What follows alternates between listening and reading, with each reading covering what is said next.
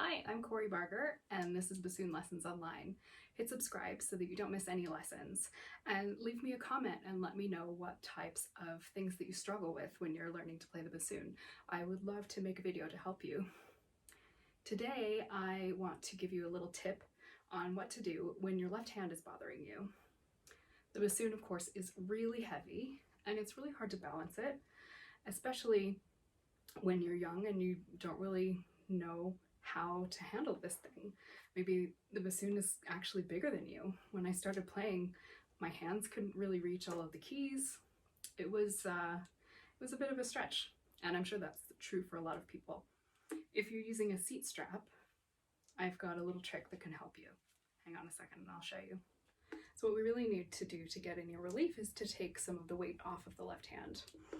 It's really not ideal that any significant weight goes on your hands because we need to have enough dexterity to actually play.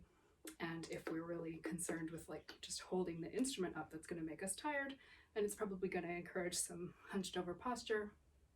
So take a couple of things into consideration. First of all, when you're using a strap, the bassoon needs to hit your leg, and that creates a fulcrum point, and the center of gravity of the bassoon is not always going to be at that place.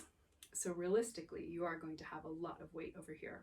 What I do with my students is to create a little counterbalance for you.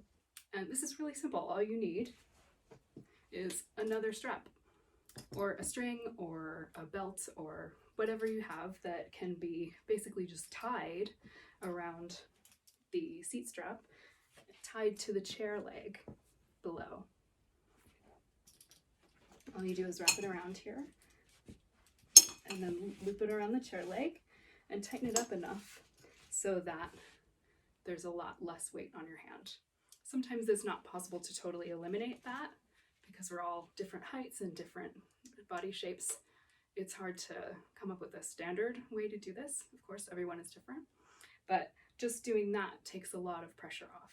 You might find it easier to do it on the back of the chair. I usually prefer to keep my seat strap closer to the front of the chair. I'm sure that depends on the length of your thigh bone.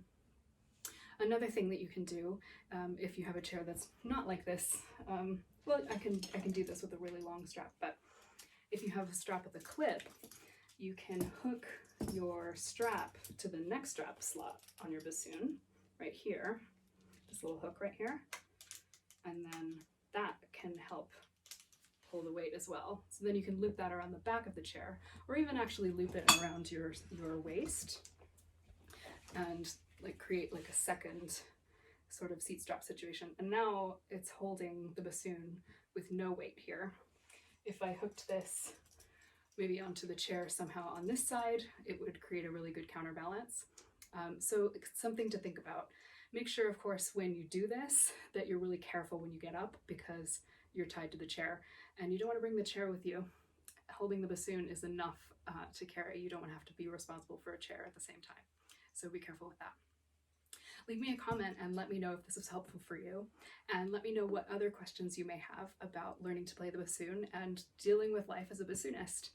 Thanks so much for watching Bassoon Lessons Online. Make sure you hit subscribe and share with your friends, your bassoon colleagues, maybe your bassoon enemies. It doesn't matter. All are welcome.